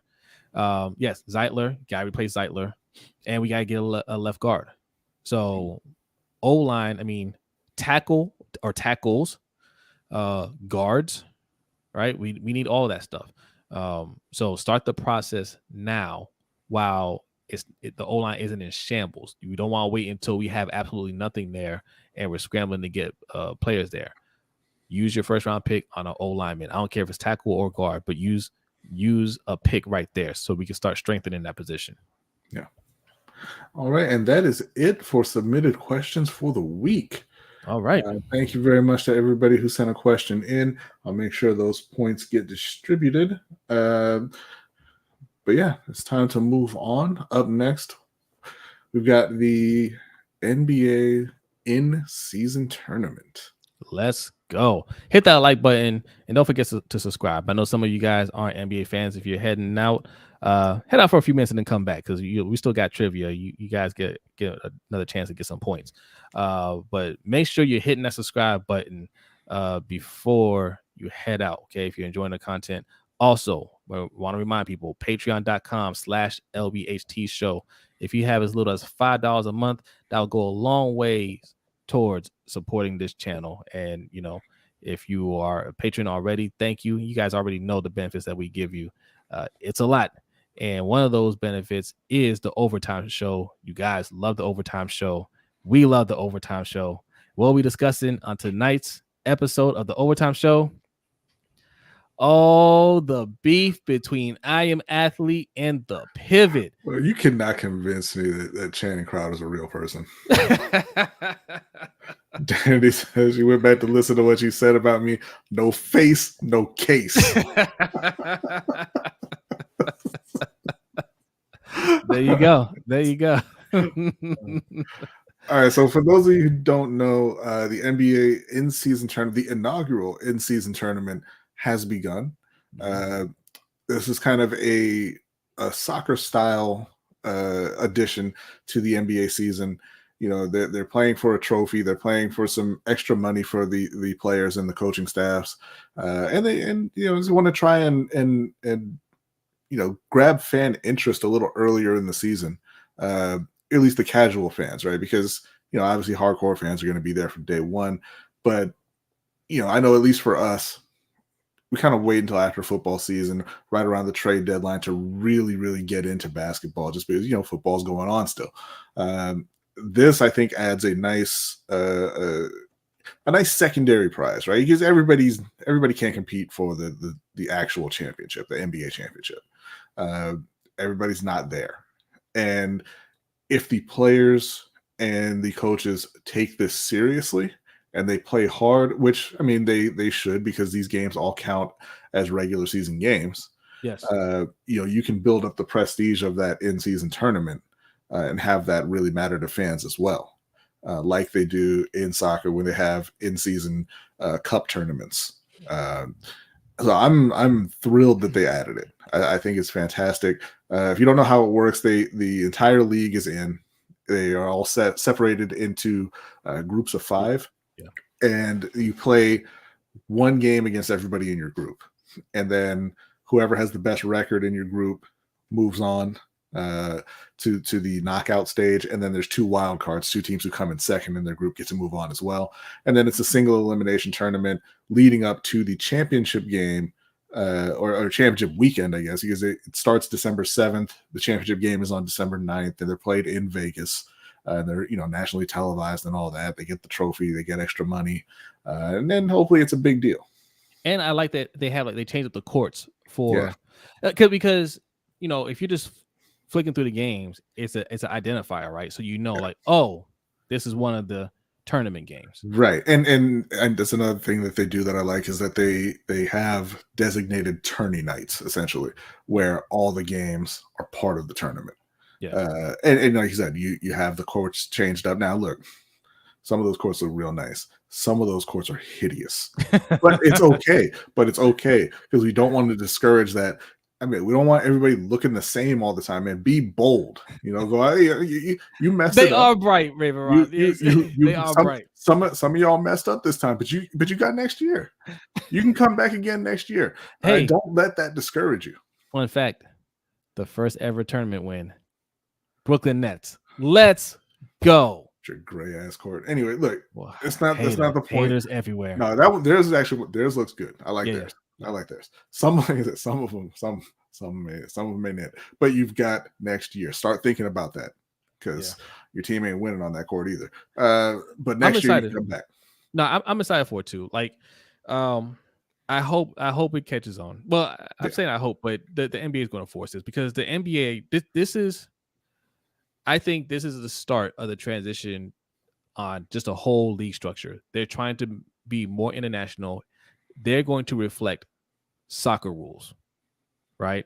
And that excites me because what do you get with soccer? Soccer, for those of you who don't know, soccer does everything right.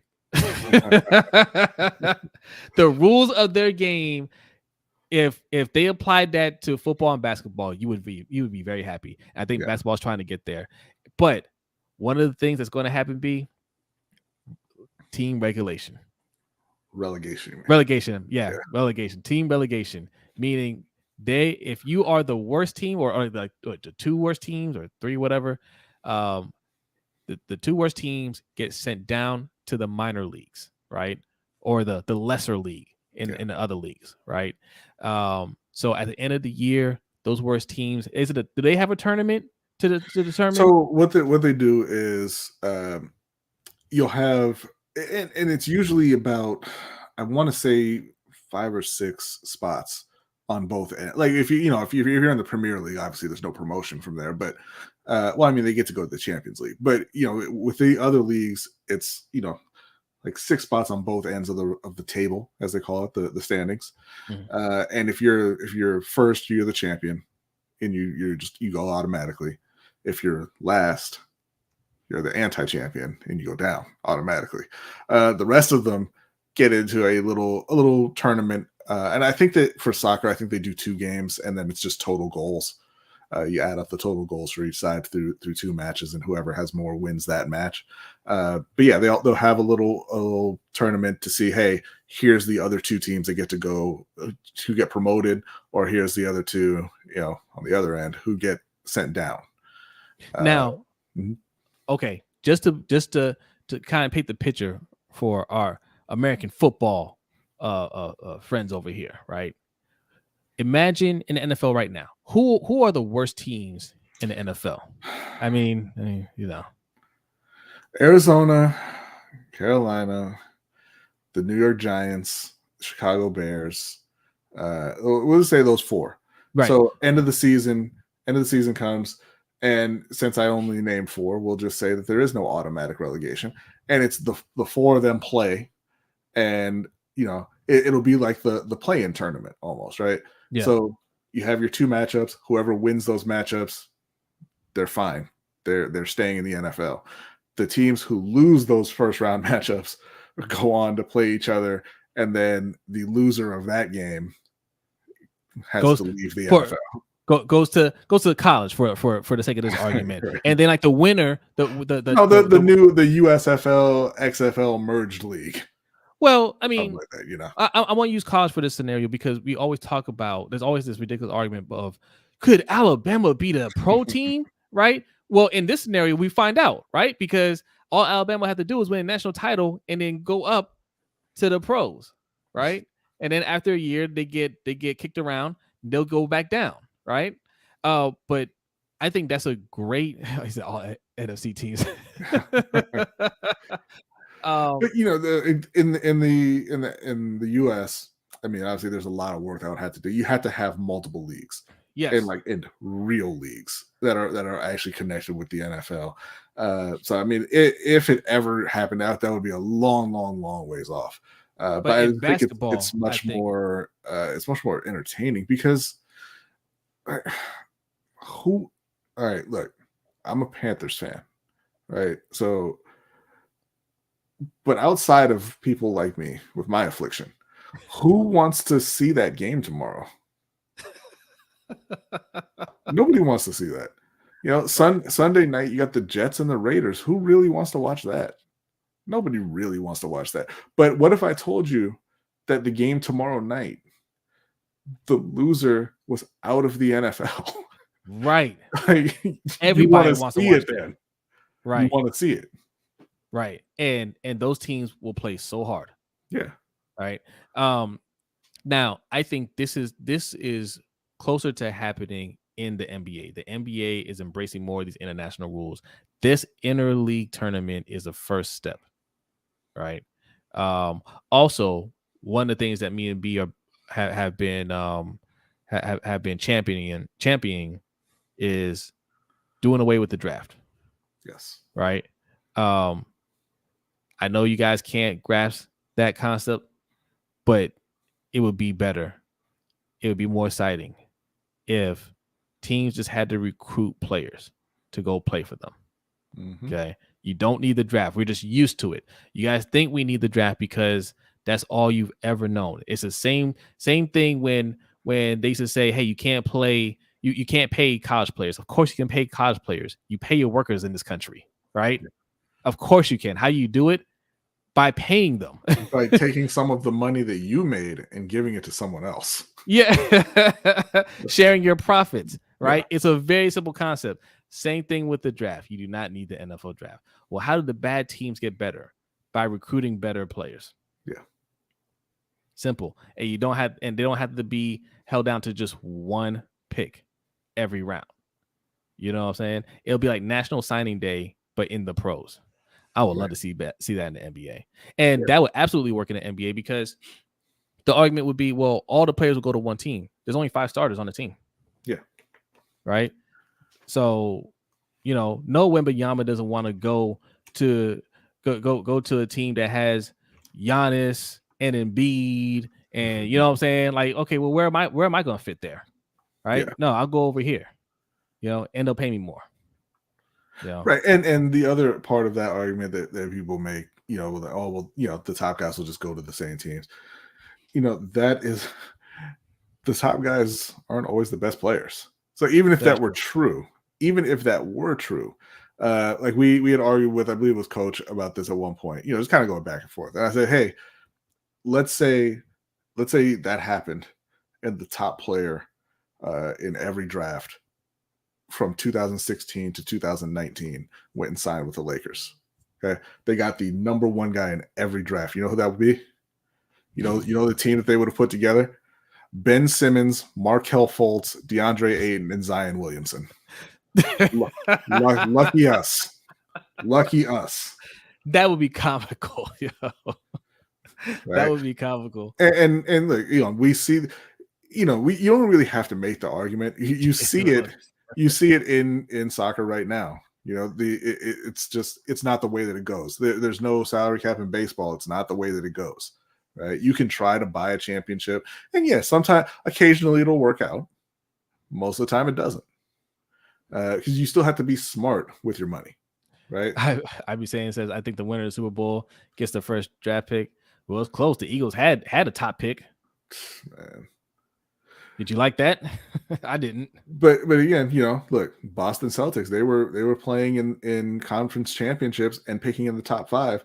They still ain't won a title. Yeah. Oh, that's the other thing. I'd be saying this is the other thing that me and B argue over here. He says make the cap larger for the sorry team so they can get better free agents. Do away with the cap. No cap. Yeah. You want to make things better for Carolina? Let their guy who's the richest owner in the league just spend his money. If he really wants to win, just let him go sign whoever. There shouldn't be a cap. It's just it's an artificial way to keep salaries down. No cap, no drafts. That's how they do it in soccer. And soccer is the most popular sport in the whole wide world.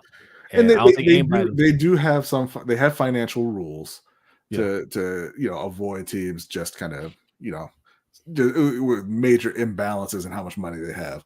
But there's no cap. There's no draft. You just got to, and for soccer, obviously, it's worldwide. You got to look all over the world and find the best players you can find. They have youth academies. They go and sign kids when they're 12, 13 years old to their team, and they bring them up through their system, sort of like in baseball with the minor leagues. Yeah. So you go and you bring them up through your system. And then once they get old enough to actually play on potentially a pro team. You're good enough or you're not. You can get cut. You get sent out to lesser teams to get some experience and kind of develop before you come back. It's a much better, more interesting system. And I think I'm telling you, I just feel it. This is the direction that the NBA is going to go in. They already have more international players than ever before, right? So this concept is not foreign to those players. Yeah. Right. They're going to embrace this change a lot more. All these leagues, NBA, NFL, well, not MLB, because they don't like to get out of that World War II era mindset. But NBA, NFL, they're trying to expand it globally. And it's only a matter of time before the NFL ends up in London, right? Mm-hmm. Frankfurt or wherever, Mexico City. They're going to end up at one of those other or all of those locations, right? The NBA is going to do the same thing. Yeah. Right. And I can easily see them because there's already established leagues elsewhere. I get to see them partnering with them and saying, hey, we're going to absorb you. Right. And you're going to be part of our league. You'll be like the minor league or whatever. Or don't you call it the minor league? You'll just be this league, you know, something like that. I can absolutely see that happening. All right. Well, that was a good conversation. What do we want to move to next? All right, we're rounding an hour and a half. Let's get the trivia time going, and then maybe we'll give them a little bonus time. Trivia time. Okay, so because we have to do the predictions as well, and then the predictions. That's right. We got to do predictions, then we got to do the spin, the wheel. Do you want to do predictions first, then trivia time? Yeah, let's go. Okay. Well, I'll ask the trivia. No, I'm not gonna do that. That's gonna be too messy. We'll go ahead and do week 10 predictions, and then we'll do trivia time. All right, listen, you guys know. Let me bring this down. You guys know how we do it here, right? If you want to follow along, if you want to participate, type fast. Type your picks in the chat as we read them out. Okay, B. Let's go. Carolina at Chicago. We talked about this earlier. I think that Carolina gets it done. I think the O-line has their best day against the worst pass rush in the league. I mean, God willing, right? I think Bryce Young has his best day because he'll have time to throw, and I think Carolina wins. I don't think they're going to be lighting up the scoreboard. I'm going to say 24-16. I'm going to say Carolina 23. Carolina 23-19. It's going to be a lot of field goals. Yeah, I'm feeling a little better about it than I was yesterday because I just found out that Justin Fields is not going to be playing. So, yeah. Indianapolis at New England, Jesus. Yeah, I remember when this would be like the most anticipated game of the season. And now it used to be Peyton and Brady, and now it's Gardner Minshew versus McCorkle Jones. I'm going to be taking Gardner, though. They're just a better team all around. New England is not it. That's crazy. That is crazy, but I picked the same. I think Indy's just a better team. Houston at Cincinnati. CJ Stroud coming off of a record-setting performance, a thrilling performance over the Tampa Bay Buccaneers. 470 yards, 5 touchdowns, and the game winner late. But they're going on the road against Cincinnati, and I do not think they have enough. Taking the Bengals at home. Yeah, I got the Bengals. Next up, New Orleans at Minnesota. I mean, I don't like either one of these teams. I don't like New Orleans coach. I don't like New Orleans whole situation that they got over there, really. But it's the same for Minnesota. But I do like Josh Dobbs and the Josh Dobbs story. So I'm taking the Minnesota Vikings. Yeah, I'm taking the Vikings too. Green Bay at Pittsburgh. I think that Green Bay's offense gets on track this week. I think that Jordan Love finally connects with Christian Watson, and they get a win over the surprisingly 5-3, but still garbage Pittsburgh Steelers. Steelers are going 6-3. I got them. Tennessee at Tampa Bay. Just talked about how that thrilling game Tampa Bay played against Houston last week. I think they emptied the clip there. They got nothing left. I'm taking Tennessee. I got Tampa. San Francisco at Jacksonville. San Francisco on a 3-game losing streak. Jacksonville, I believe, on a 5-game winning streak. I do not see the 49ers losing 4 in a row, especially with Debo and Trent Williams coming back, taking San Francisco. I do see them losing 4 in a row. I got Jacksonville. Haters everywhere.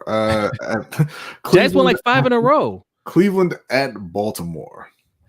We talked about this one earlier. I think Baltimore wins. I think they win big. I don't think I said 45-3 yesterday, but that's not how I was joking. I'm going to say that they do go over 30 again. I'm going to say 34-13 for Cleveland. Wow. I can see. I'm gonna say 31-15 Ravens. Atlanta at Arizona. Atlanta, I mean, talk about need to fire your goddamn coach, man. Arizona is starting Kyler Murray in their bid to continue to be irrelevant, and I say they get it done. Arizona wins. Really? Yes. Nah, I got Atlanta. Detroit at the LA Chargers. It's been a rough season for the Chargers and Justin Herbert, who's a great talent. But things are just not going well. They're another one who needs a head coaching change. I think the Detroit Lions get it. Yeah, I got the Lions. Next up, we've got the Giants at the Cowboys. Before you say, I'm definitely taking Dallas, nobody wants to see this game. This isn't going to be entertaining. This isn't going to be competitive. Remember that Tommy DeVito is starting. And the first time they played, Dallas won 40-0. So I'm taking Dallas, possibly bigger than that. Yeah, I got Dallas. Washington at Seattle. Seattle's still licking their wounds from that Baltimore game. Washington, I think, is I think they're slowly finding their way. I think that they have their guy in Sam Howell, but I think they're not going to have enough this week. Seattle gets back on track. I agree. I got Seattle. The Jets at the Raiders. Again, who wanted it? Not me, but here it is. I think the Jets get the win with that defense and the Raiders' incompetence. Hey, shout out to Antonio Pierce, man. I hope he keeps it going. I got the Raiders. Denver at Buffalo. I mean, could not think of a worse way to end this week. Buffalo gets the big win here. I don't think I've watched more than like 2 snaps of Denver Bronco football this season. And I am sick of it. If Buffalo somehow blew this game, man, that's it for the season. Yeah. Right? Like, I got them comfortably winning, but if they lose this game, man, they're going to have to rethink some things. But yeah, I got Buffalo. All right, that's it. That's it. Not as rapid fire as last week, but that's okay. Yeah. All right. Okay. Trivia time. We're hitting an hour and a half. We're going to do trivia time. We'll do a quick bonus time, and then we're going to hit up the overtime show. The overtime show, I think it's going to be a good conversation. You guys know who these people are. You've heard of I Am Athlete. You've heard of the Pivot. All right, Channing Crowder. Ryan Clark, Fred Taylor, Brandon Marshall. All right. Well, they're all beefing with Brandon Marshall. Okay. If you don't know what's going on with that now, you guys knew about the split up. You've heard about the split up with I Am Athlete. It used to be Brandon Marshall, Channing Crowder, Fred Taylor, Chad Johnson, aka Ocho Cinco, and Reggie Wayne was in it on the first season. Right. They revolutionized that niche, right, of player podcasting or whatnot, right? They did something that you've never seen before.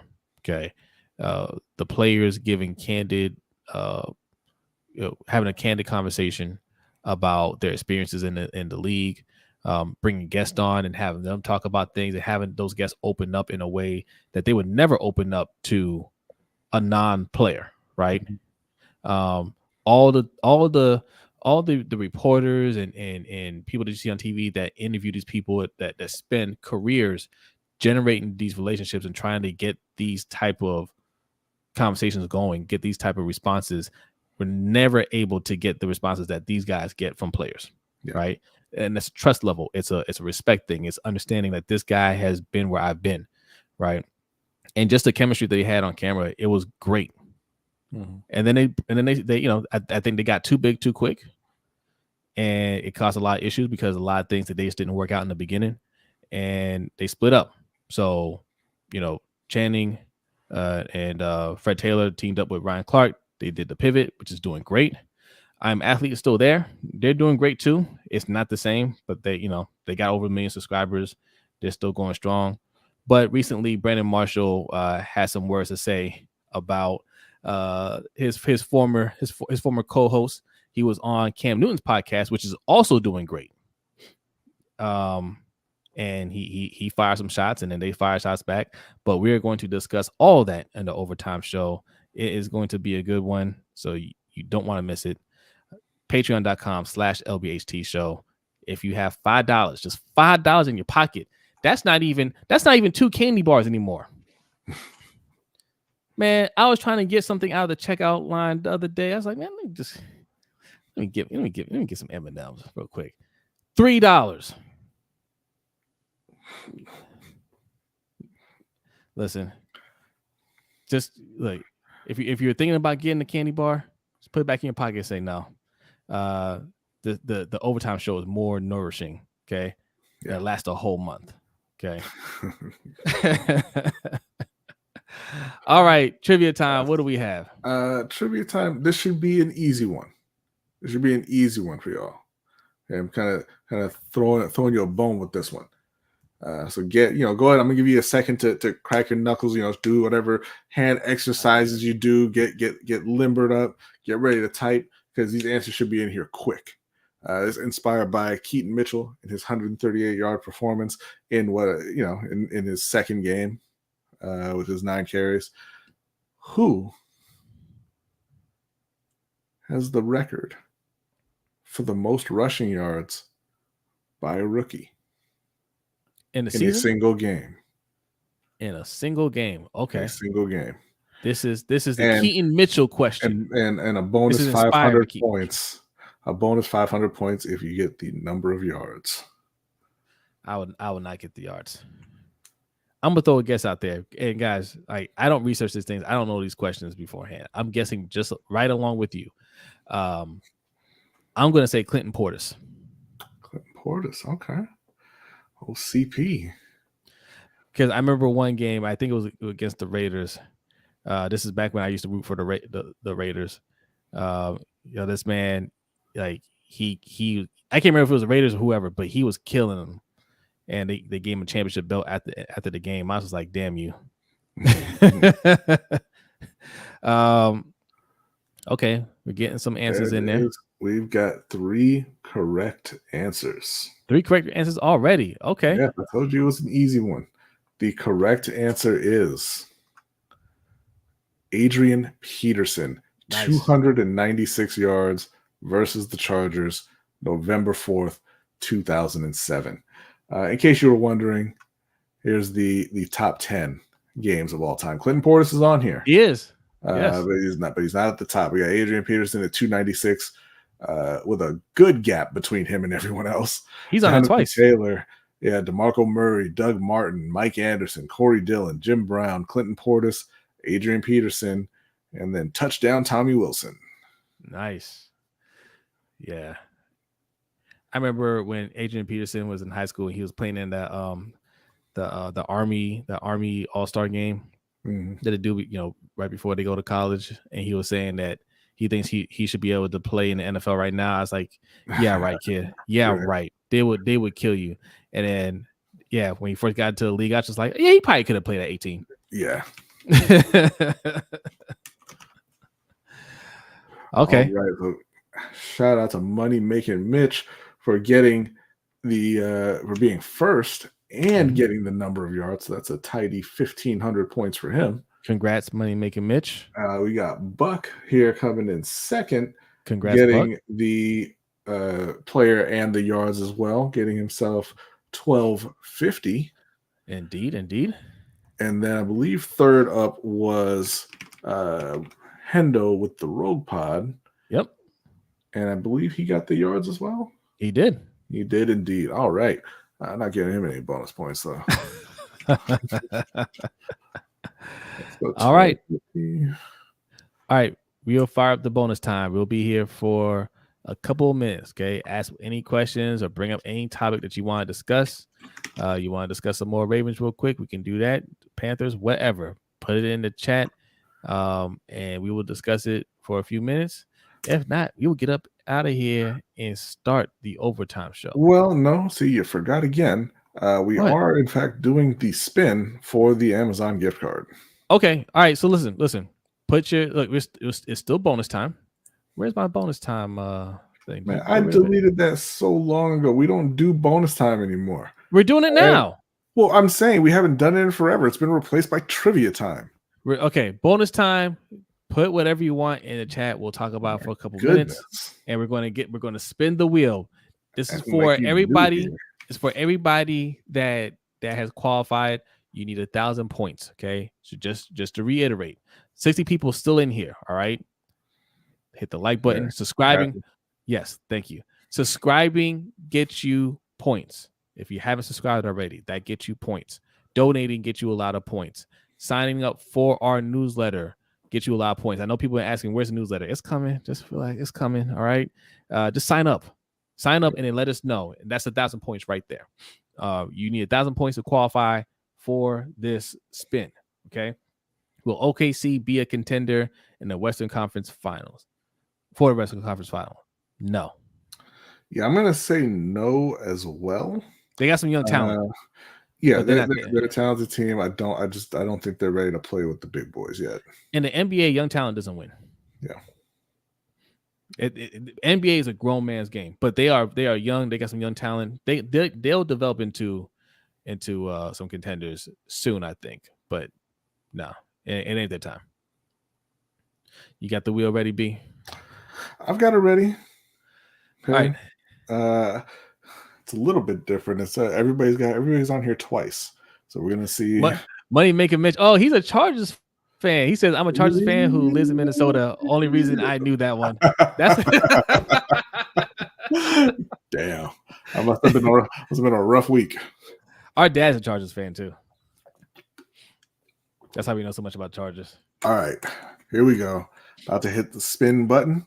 As you can see, everybody's on here. Okay. Couldn't really see it, but that's okay.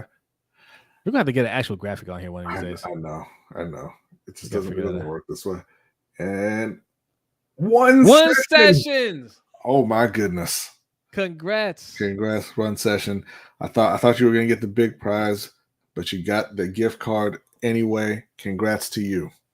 All right, $25 gift card. So that's what you're getting. That's what we do every month. The winner gets a $25 Amazon gift card. So congratulations to you. Spend it well. All right. Danny, don't forget, hit us up. Let us know what you're thinking about. You know what I'm saying? Let's make it happen. It's getting close to the holidays. So put that to good use. All right. What else we got here? How is Wemby being dominated by the Knicks? Are they playing right now? They're playing. They were getting beat early on. He's a rookie. He's 10 games into his career. Right. Rookies, listen, I don't care how great you are. You're going to be up and down in your rookie season. He's going to have some great nights. He's going to have some off nights. I mean, veterans have that. Yeah. They're down 70-53 right now in the third. Yeah. All right. That is it. Wembanyama 0 for 5. Yeah. 2 points, 4 rebounds, 2 assists. Jada 6 says, I still can't believe he was 4 yards away from breaking the single season record and he didn't get it. Yeah. Yeah. That's, because there are some bad coaches in the league. Right? Because they should have made sure he got it. Yeah. Right? But coaches like, oh, well, no, that's not what the game is about. That is what the game is about. It's about greatness. Correct. And when you have a player that has a chance to achieve greatness, you can't be the jerk that's blocking them. Right. Mike McDaniel just did it for his team.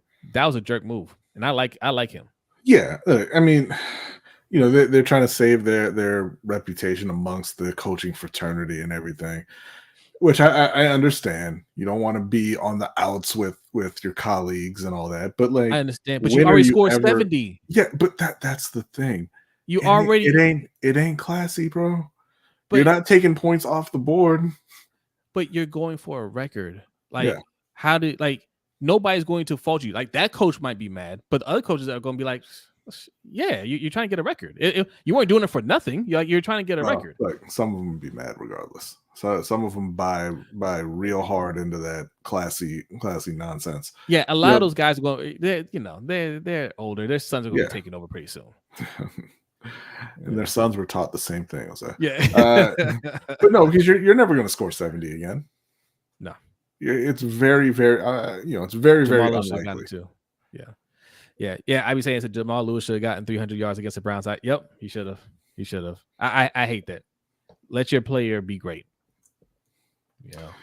Jeremy, is it possible if CJ keeps this up, he wins MVP? Absolutely not. There is, I'm not even joking. There is zero chance of CJ Stroud winning MVP. He's gonna win. He's gonna win Rookie of the Year, as he should. Yeah. But there is zero chance of him winning MVP. Oh, they are nowhere near good enough. Here's a question. Osmond says, should we keep Clowney and Van Noy? No. Listen, whatever. At this point, whatever. They don't invest in pass rushing. I'm not even going to fight that anymore because they have a top defense. You know, keep investing in your secondary. You know, I guess get some journeyman edge rushers until you can draft some good young ones that can stick. It's maybe always that. Always is he's playing well right now. You know, can he be that guy at edge rusher, or do we have to keep just scanning the streets and looking for old wily vets? I don't know, but they don't value that position at all.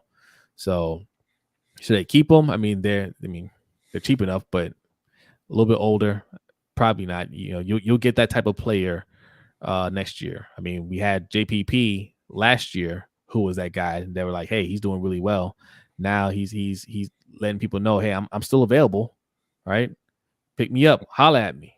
Yeah. So no, don't keep them. Should have kept Judon. That's all I'm saying. Let's see. Tyreek is going to win if he breaks 2,000 receiving yards. Nah, I don't think so. It'll be a strong conversation. I know that. I don't even think it'll be that big a conversation. I think that there's going to be, well, one, like I said, Calvin Johnson actually broke the record and didn't win MVP. But I think that there's just a lot of people who won't want to give it to Tyreek regardless. And it's hard for wide receivers because, if he's having such a great season, the natural inclination for a lot of people is the quarterback's the MVP. Yeah. And it's a quarterback award, essentially, at this point. The NFL just needs to do awards per position. Because, you don't give, not just because he was a Panther, but Christian McCaffrey had 1,000 yards rushing, 1,000 yards receiving, wasn't even in the conversation. And granted, because the Panthers weren't good. Yeah. But, I mean, it's just, they need to just break it up to do each position and then just award the best player at that position. He's giving the JPP sign. Yeah, you might be right. Jeremy thinks Lamar is going to win it. I don't think Lamar's going to win it. He just doesn't have the numbers. I think he's going to win it because like the MV or assuming he keeps playing this well, obviously. Yeah. But the MVP award is about the narrative. And the narrative right now is Lamar is playing the best in the NFL. That's what they're saying on these sports shows, even though he doesn't have the same kind of numbers as those guys. He's just playing phenomenally well. And the fact is they blew out two really good teams. People are kind of, I wouldn't say they're real high on Seattle, but they were real high on Detroit. And they beat the hell out of Detroit. And if they keep on playing at this sort of a level and he keeps playing the way he's been playing, he's going to be the story. Yeah. Okay. All right. That'll be something to monitor. But there's also a lot of hate out there too. Yeah.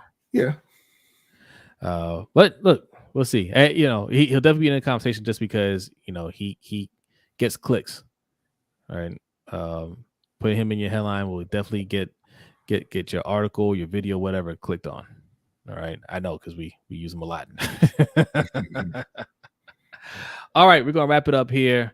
We're gonna start up the overtime show here pretty soon. If you want to be a part of that, go over to patreon.com/LBHTShow. First of all, I want to thank you guys for supporting us, man. A lot of you guys have been supporting early on. We still have a whole lot more in store for you guys. Keep helping us grow. Okay. And you guys know we move like Wu-Tang over here. Okay. You got us, you got Coach Evans over at Sip 2 Tally Films. That's where we do the Ravens Roundup every Monday night at 9 p.m. Okay. That's where you can find all of us. Him, you can see OTR Mike. That's his podcast right there. Open Mic with OTR Mike. You got the Road Pod with Hendo. You subscribe over there. And you got the Deep Cover Podcast. All right. With Chris Just Joking. Okay. That's the crew right there. All right. That's how we move. All right. So support all of us. We all have goals. We're all trying to grow. And I hope you enjoy all of our content. Right. Also, if you're into boxing, Ring Kings Podcast, we're back. We're back. Okay. We put out an episode like 2 weeks ago. We're going to be recording the pound for pound list here this weekend. So you're going to get something soon. All right. So go over there and subscribe, and Suge and Hendo is back for the Steel Conspiracy. So go over to Suge Knight 323. Right. If you don't know what a Steel Conspiracy is, that is a Ravens and Steelers and Ravens podcast, right?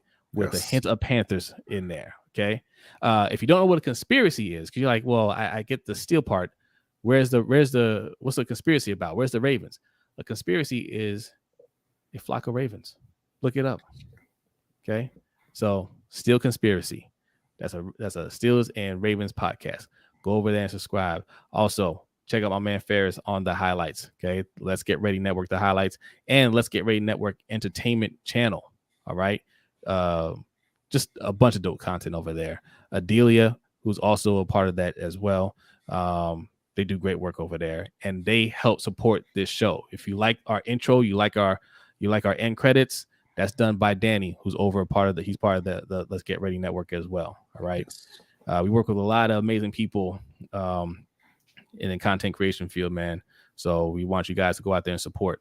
But yes, like Danny said, subscribe to Ring Kings. Appreciate it. Streambot says, don't forget to like and subscribe. Yes. Thank you guys so much. Yes, share this video. Leave a tip. All that good stuff. B, are you ready? I am ready. He is ready. Patrons, get ready. The Overtime Show is starting soon. Everybody else, thank you so much. This has been a lot of fun. Have a great night. Enjoy the rest of your week, and we will see you next time. Peace.